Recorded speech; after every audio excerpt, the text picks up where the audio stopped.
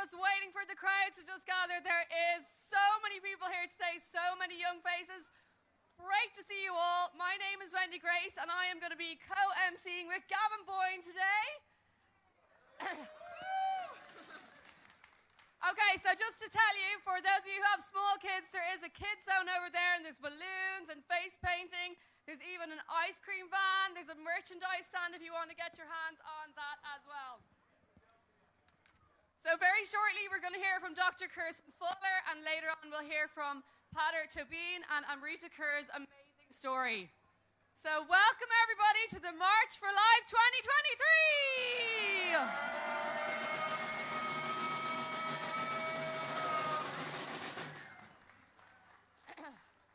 Everybody here today has 30,000 reasons to be here, because that is the number of lives that has been lost in this country since the 8th Amendment was removed from our Constitution. 30,000 lives that have been lost and 30,000 women that have been betrayed. The figures have just skyrocketed. I think that these numbers are probably worse than we could have ever imagined. Things like disability discrimination has also skyrocketed, with the vast majority of babies with things like Down syndrome having their lives ended. We've heard of babies being born alive after abortion. And abortion, far from it being a choice, but the expectation. We are not prepared to stay silent in the midst of what is happening, am I right? The lives of unborn babies are being ended on an unimaginable scale. Why? Because our government is blindly pursuing an abortion policy where all roads lead to abortion. One baby for every 7 that are born here is now being aborted. That is a truly shocking statistic. There are children missing from every preschool classroom across the country. Last Wednesday, as many of you know, the Minister for Health published a report of the 3-year review into abortion law. It's 139 pages long, but in the entire document, there's not one single mention of the dignity and the value of the unborn child. There's not one single mention of supporting mothers who want to continue with the pregnancy. There's not one single mention of offering support to women who find themselves in difficult situations. Politicians know that the reason that they're supporting things like scrapping the 3-day period of reflection has nothing to do with evidence and everything to do with supporting the pro-abortion movement.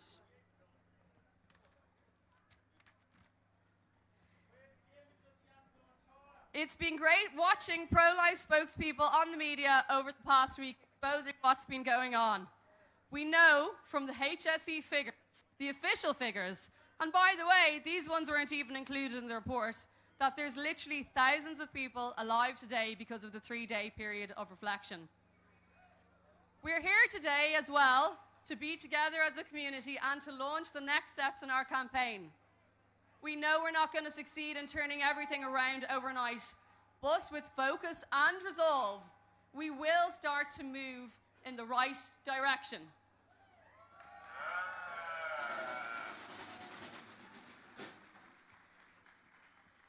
You are the 1 in 3. 1 in 3 voted no to abortion in 2018. Now, if any political party were to receive 34% of the vote, they'd be guaranteed to be the leading party in the next government. But if we could just mobilise 5% of us to think pro-life, it would be massive. One of the things that is so important is that we remember that the lives that continue to be saved because of the 3-day period of reflection. But it was our beautiful 8th Amendment that we've lost that saved many lives, like Gavin, who is here with me today. Gavin, remind us why you're so committed to this movement. Well, firstly, everyone, you can hear me, yeah? Firstly, it's absolutely fantastic to be here. It's great to see such an amazing crowd. But before I begin, a huge round of applause for the wonderful Wendy Grace, please. So, as Wendy said, and as some of you might recall, I was almost aborted. and I owe my life to the Eighth Amendment. Now, I'm not unique in this regard. There are at least 100,000 people whose lives have been saved by the Eighth Amendment. At least 100,000 people. And so, when I heard that in 2018 there was going to be a referendum to repeal the Eighth Amendment, I couldn't in good conscience or good faith sit back idly and let this life-saving amendment be removed from our Constitution. And so one day, I made the simple decision to get involved, and the rest is history, as they say. But what inspires me to remain active, what inspires me to remain focused in the fight for life, is that the issue wasn't settled on the 26th of May when the results came out. In fact, I mark that day as the beginning of our generation's fight for life.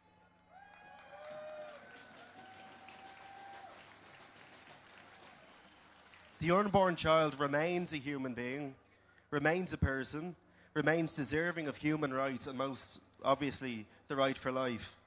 That didn't change because a majority decided that the most vulnerable in our society were no longer to be valued in law. I'm greatly inspired by the courage and strength that all of us have who are fighting the good fight, because look, at the end of the day, we have to remember why we're here. We're fighting against injustice, and we're fighting for a better society for women and unborn children. Thank you so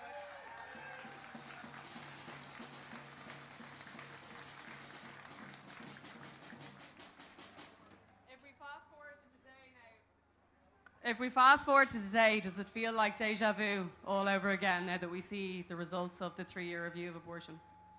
Yeah, in a way it does, but I'm incredibly optimistic about the future of this movement. Abortion cannot and will not retain its status as something that is morally acceptable in society. There is so much that has to be hidden to keep that ugly lie going. But ultimately, and you know, this is something I truly believe in, the day on which the unborn child regains its legal protections will ultimately be decided by our actions today, tomorrow, and the day after. And what I mean by that is that every pro-life conversation we have, every bit of activism that we engage in, shortens the time that it will take to enshrine once more again protections for the unborn child. Now look, don't get me wrong, there will be dark days ahead. It's not going to be easy. We're certainly not going to get any support from RTE or any of the mainstream medias out there or any mainstream institutions, but the good news is that we don't need them. If we keep going,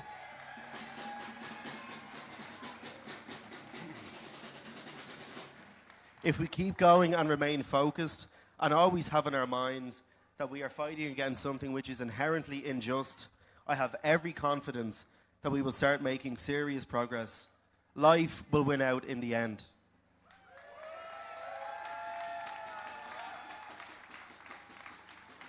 The guards are just asking people just to, if you can, not to squash people, but just to move up a little bit if you can. Just there's so many of you here today, and it's just move up a little bit if you can. Now I am going to welcome our first speaker today, Dr. Kirsten Fuller. We know that part of the report of the 3-year review is so horrific in so many different ways.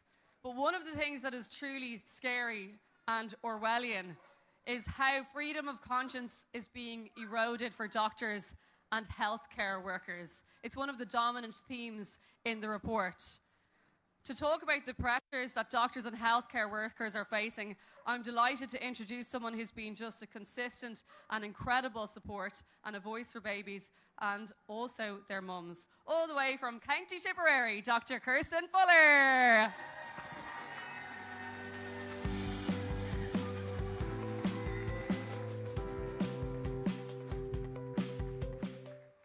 Hello everyone, it's great to see you all here today. Wow, what a turnout. Thousands and thousands of all of you here standing for life. Thank you, Wendy, for the introduction, and thank you to the Pro-Life campaign for inviting me here to speak. As Wendy mentioned, I've worked as a family physician for over 20 years, and I've been privileged and humbled to be involved in helping support women throughout their pregnancies. I want to start my speech with a biblical quote which has always inspired me as a mother and as a doctor. Before I formed you in the womb, I knew you. Before you were born, I set you apart. I will give thanks to you, for I am fearfully and wonderfully made. Your works are wonderful.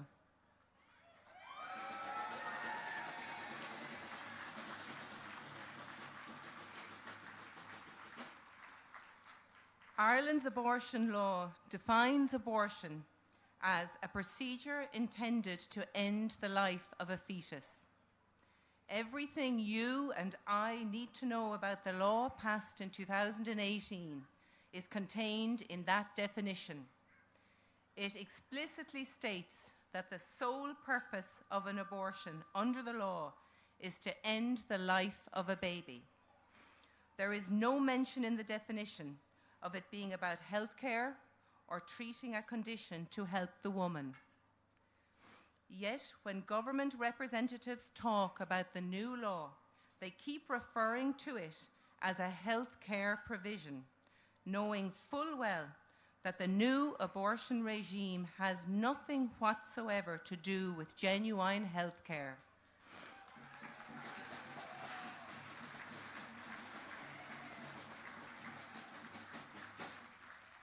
Health care is about saving lives, not ending them.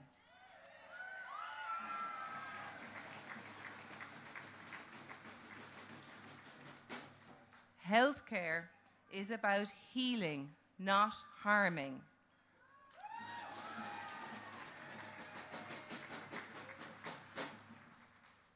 It is really sad the ease with which some politicians mislead the public by the way they talk about the issue. But it is even more objectionable the way these same politicians compel doctors to lie to their patients and pretend that abortion is health care when we know full well that it is nothing of the sort.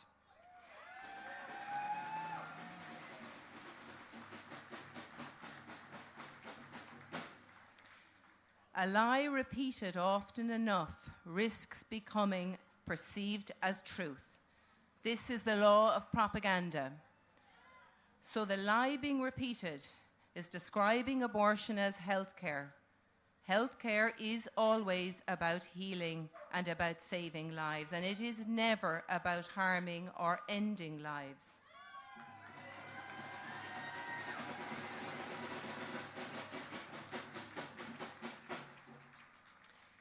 As the pro-life campaign said in its statement last week, the entire 3-year review process will be remembered as one of the most politicised and partisan reviews ever undertaken by an Irish government. On the issue of freedom of conscience for healthcare workers, last week's report contains several recommendations that, if approved, would effectively do away with all freedom of conscience protections and would coerce doctors to both facilitate and participate in abortions in violation of their conscience. The manner in which the government is forcing hospitals currently not carrying out abortions to immediately start doing so is a cruel and unjust abuse of power.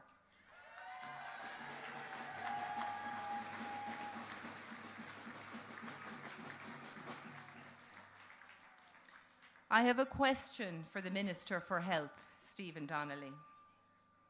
Minister, are you saying that doctors must ignore all the peer-reviewed research highlighting the potentially adverse mental health consequences of abortion for women and disregard their clinical experience as doctors in order to fulfill their duties under an abortion law that is most definitely not rooted in evidence-based medicine? It's a straight yes or no answer, Minister. The government cannot duck this question. The very least hard-working, conscientious healthcare workers are entitled to is a clear answer from the government on such an important issue. No more obfuscation and sidestepping the issue. I can assure everyone here today that there are hundreds, indeed thousands, of doctors in Ireland who are not prepared to break the bond of trust they have established with their patients, and they are not prepared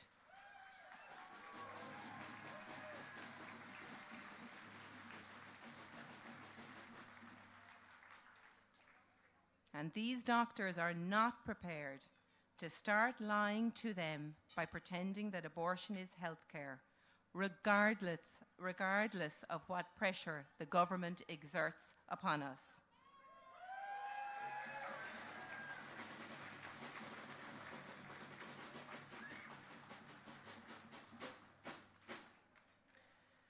The government's report on the 3-year review also recommends introducing a statutory obligation on healthcare workers to refrain from providing misinformation to women assessing abortion.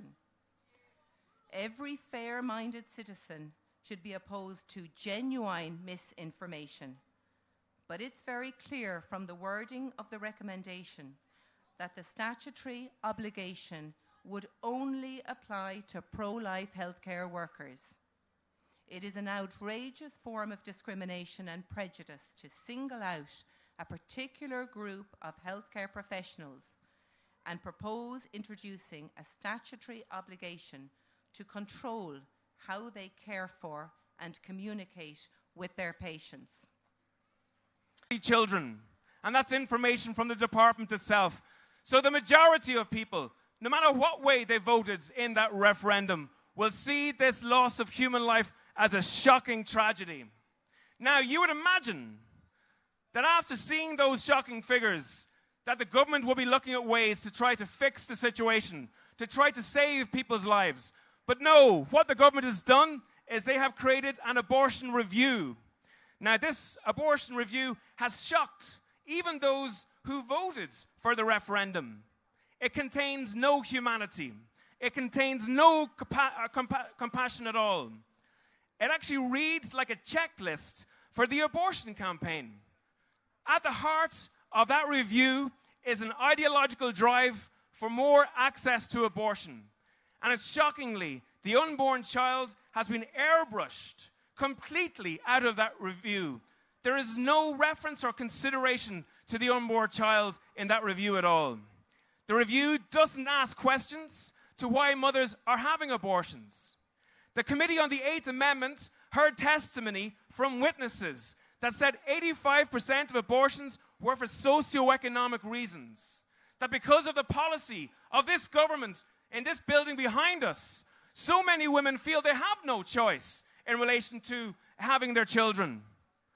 So, instead of looking at ways to give women the confidence to be able to raise their children to the full extent, this review completely ignores that. Last year, there were dozens of women in this country who were homeless and pregnant. Indeed, we in Aontú put an amendment in front of a bill there a couple of weeks ago, which sought to extend the eviction ban to cover pregnant mothers. And Fianna Fáil, Fine Gael and the Greens voted against that amendment. That shows you what this government thinks of mothers who are in trouble or having difficulties. They have no compassion or humanity for them at all.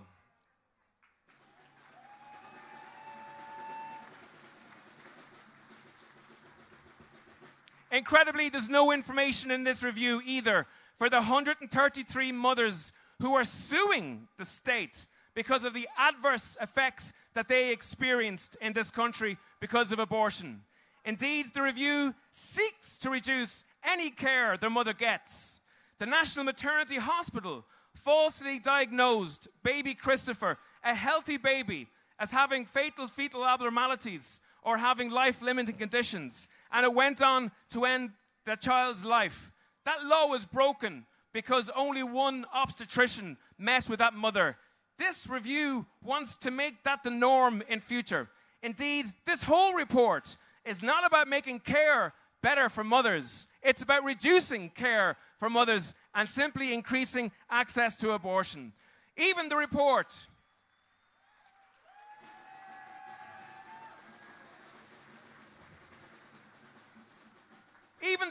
on the 3-day consideration time is incredible. The decision to end the life of a child is a massive decision. It's an irreversible decision. And women and mothers should be given time to consider it. Because all of us, human beings, make mistakes, especially at times of difficulty and crisis. Yet there's no analysis in this report of the 3,950 women who did not return for the second abortion consultation after the 3-day reflection time. No details of the thousands of children who are alive today because of that consultation. And also doctors. 90% of doctors in this country refuse to carry out abortion because they want to protect lives, not end lives.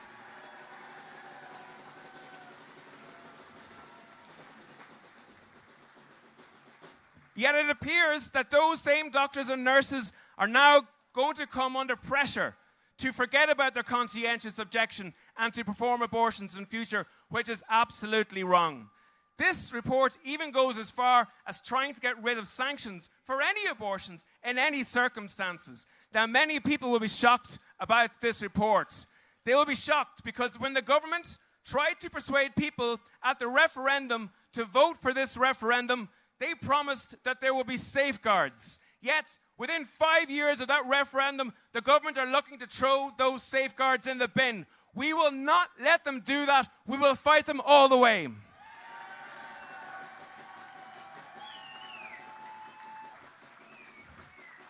I said that people would be shocked, but don't be shocked. Get organized. No one here has the excuse not to be active in some civic organization or political organization to push back on this. Nobody has the excuse to stand idly by. The only cure for this is activism. Get active in your communities, in your families, in your schools, in your universities, with the pro-life campaign, and for political parties who have your back. Gurv Míle Maith Gurv Galéir.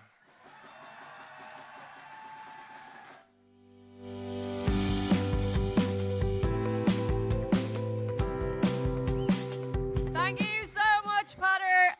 We just need more politicians like Peadar that keep their promises and have backbone. And thank you to all the pro-life politicians in Leinster House. I'm delighted to welcome our next guest onto the stage, who's going to share with us her story of what the pro-abortion movement don't want to hear about. Women change their minds. And she's going to share with us her story. She's come all the way from the UK. It's great to have with us Amrita Kaur. Thank you so much, Amrita.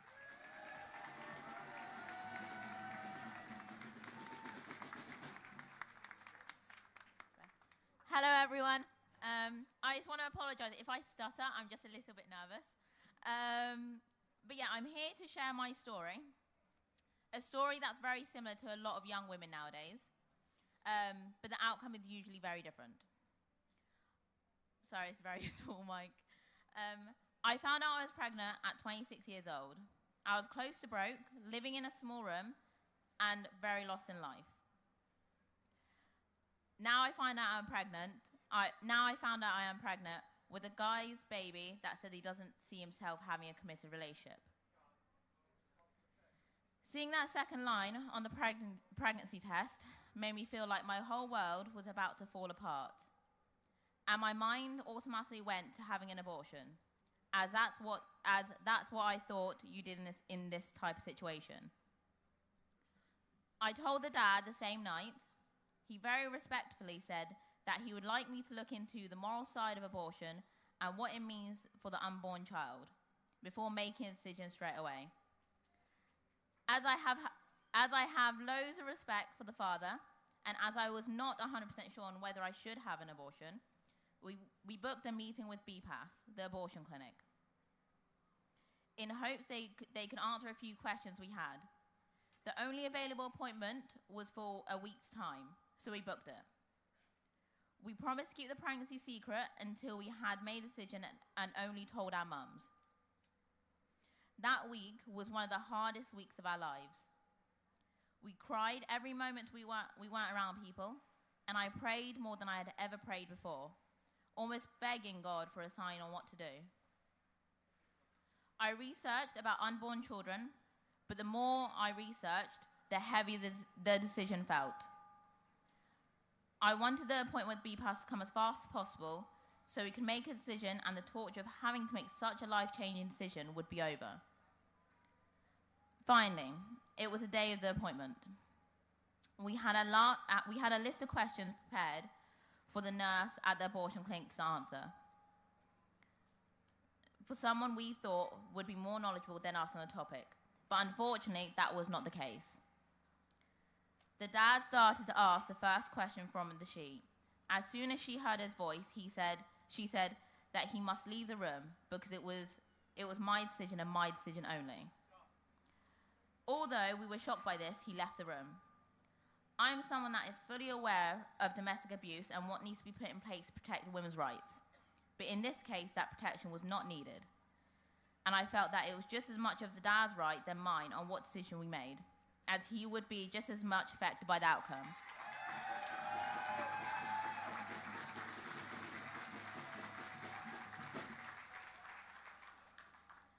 Once the dad left the room, I started to ask our first question, which was, when was the child's first heartbeat?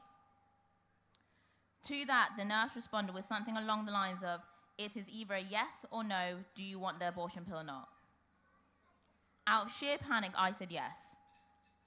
I did ask whether it would be painful, and she told me that it would be only slightly uncomfortable. But there would be codeine in the box that would be delivered to me, along with a leaflet to tell me how to take these tablets. It took only a couple of days for them to arrive.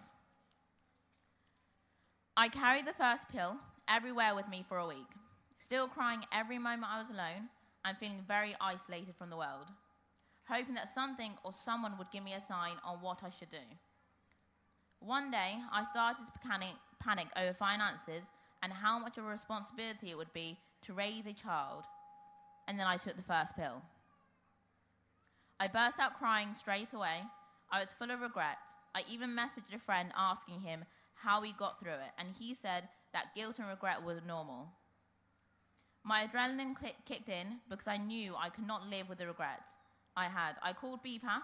When I explained my situation to a nurse, I was surprised by her response of, oh, this happens all the time. Don't take the second pills, and if you don't bleed, it will be fine. Finishing that conversation, feeling very uneasy, I did my own research and found Dr. Dermot. Dr. Dermot made me feel very supported, and he understood my desperation to save my baby. He prescribed me the progesterone pill. It was late at night, so I could not get to the pharmacy, but the next morning I started bleeding and rushed to the pharmacy to pick up the progesterone pill. A few weeks later, I had my first scan, and I was very relieved to hear that my baby was happy and healthy.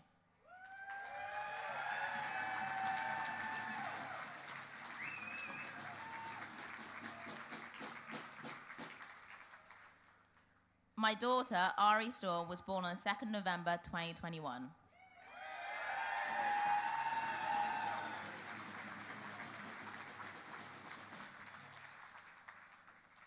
I later found out that the chances of Ari surviving after I took the first pill without any intervention would have been less than 25%.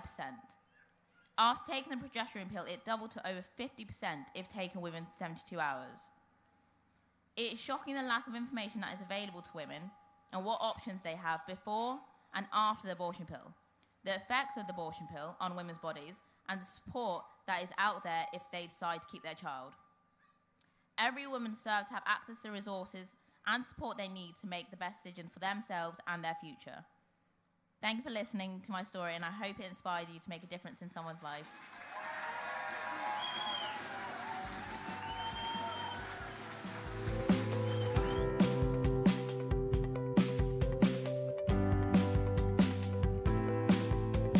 Such an inspirational story, and I got to meet baby Ari Storm earlier. She's here today. She's actually dozing, but we'll still give her a little wave anyway.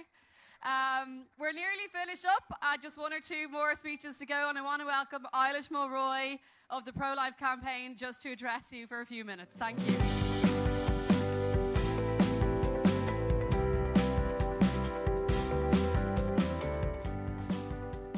Thanks so much, Wendy, and thanks to Gavin too. And good afternoon to you all, and thank you for being here today. You're so welcome to the March for Life, and we're delighted to see such big numbers. The turnout at all the public events that we're holding is terrific, and it's a really positive and a healthy sign for the future. So welcome, everybody. With our presence here today, we are sending a powerful message to government and to other members of the Oireachtas. Some of them keep hoping that we'll disappear, that if they keep knocking us down, that we'll eventually pack it all in. But our message to them here today is that we are not going anywhere.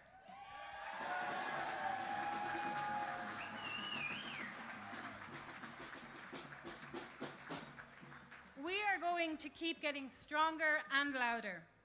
The government's 3-year review report published last week is outrageous in so many ways, for how incredibly biased and one-sided it is, for the errors it contains, for the way it relied on research from pro-abortion organisations rather than more thorough and credible independent sources.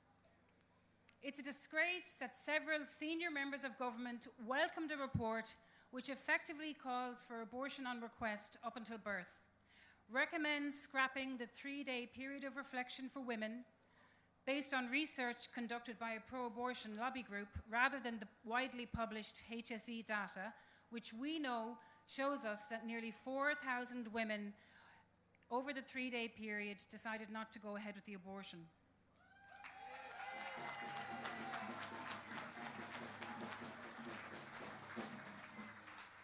The report sadly also completely ignores the issue of Ireland's soaring abortion rate and the need to put better practical supports in place for women facing unplanned pregnancy.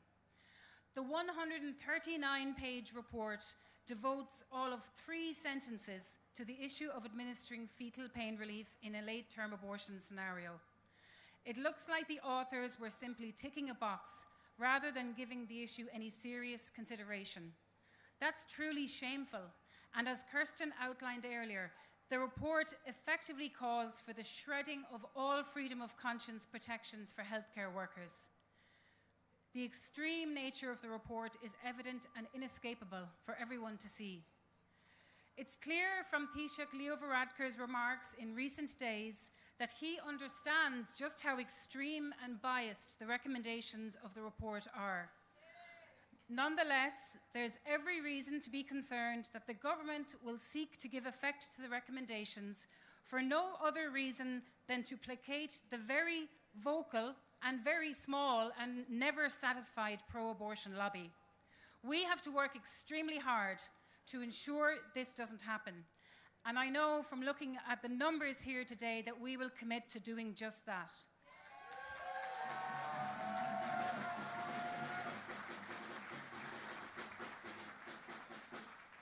Wendy and Peadar Tóibín TD touched earlier on the importance of having more pro-life TDs elected to the Dáil. That is ultimately how the kind of change that we want to see happen will be delivered.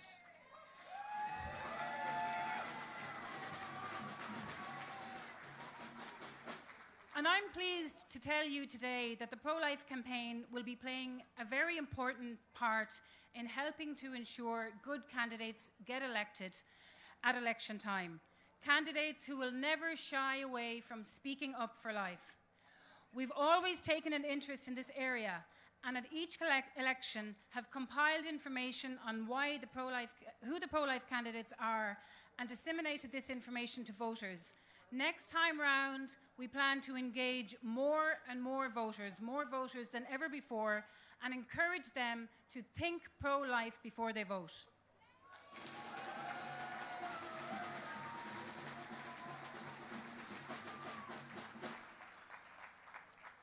We will continue to experience ups and downs in the coming months. That's inevitable, given the issue. But each battle strengthens us for the next campaign we embark on.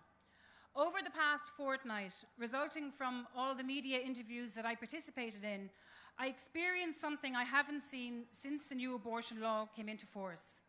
People getting in touch, including yes voters from 2018, saying that the government has gone too far, that the pro-abortion side is never satisfied, and that as ordinary members of the public, they are fed up about hearing the pro-abortion side being constantly pushed in the media.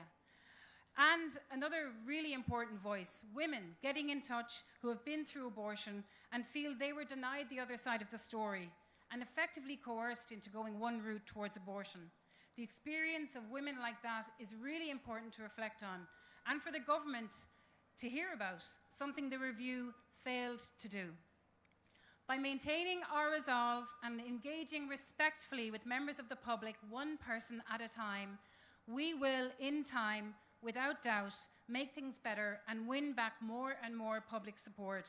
We have to keep pressing forward, keep sharing ideas with one another on how to do things better and more effectively. It's an immense privilege for me to be part of this movement. We will never tire. We will keep working until we make things better.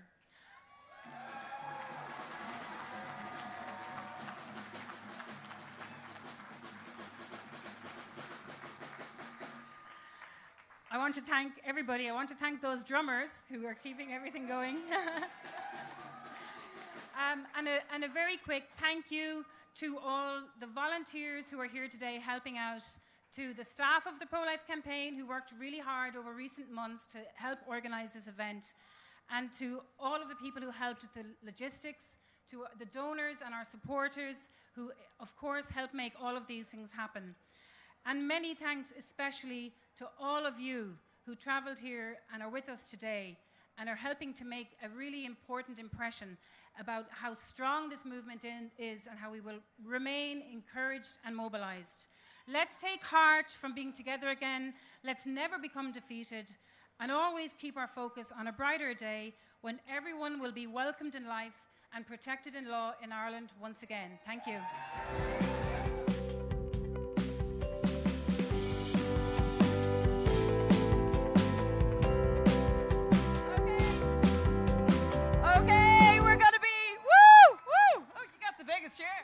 We're going to be wrapping up very shortly, just one last chat. But before we go, will everybody tweet or TikTok or Instagram or whatever you do with the hashtag March for Life Ireland.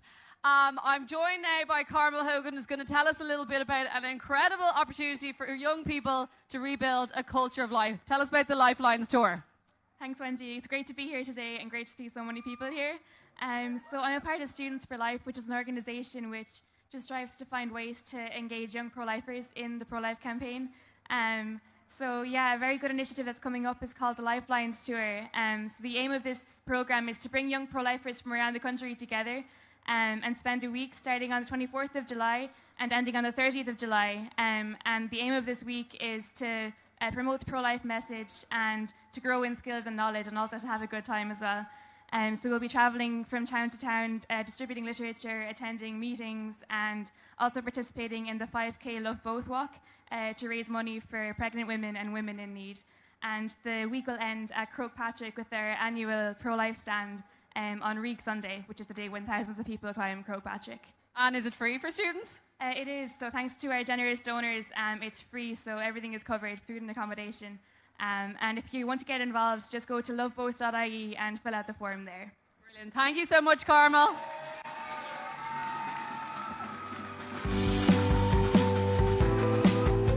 And can I just have hands up and a cheer from all the students here today? Woo! Okay, we're wrapping up now, but as Gavin is representing the young people, have you a message for your peers today about why it's important to stay committed to the most important human rights cause of our generation? Well, Wendy, you've summed it up there. This is, the most important issue of our age, especially in our society today. So to all the young people, I'm 25 now, I'm not that young anymore, Wendy. I can feel it in the knees. But to all the young students out there... I'm only a few years older than you. Not that bad. 28, 27? Yeah. Look, like that. we have to keep it going. We have to keep the fight going. It's such an important issue. And look, it's been an absolute pleasure to be here today, emceeing with the wonderful Wendy. Again, And the wonderful Gavin. So look, we just want to say to everybody who came here today, thank you. There's thousands and thousands of people here today. I hope that you've met old friends, made new ones, and that we all continue together with the resolve and the commitment and the belief that we will rebuild a culture of life in Ireland. Thank you. Okay. And last but not least, before we go, would you love to meet Amrita's baby? Because this is the reason that we're here. Stories like this of babies' lives being saved, of women who, when they find the right support, that they are empowered and that they can choose life.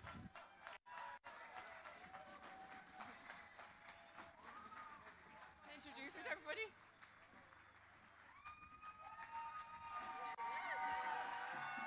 Let me say hiya.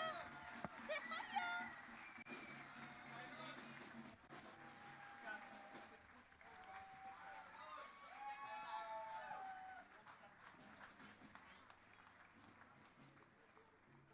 This is why we do what we do. And I want to leave you with this one thought. If turning up today, if putting a social media post, if having a conversation, if being part of Community Connect or Students for Life, if there's one thing you do that'll help someone like Amrita to choose life, if there's one thing you do or all that you've done for life and it's just saved one life, like the baby we see before us, then it will have all been worth it. So never give up the good fight. Thank you.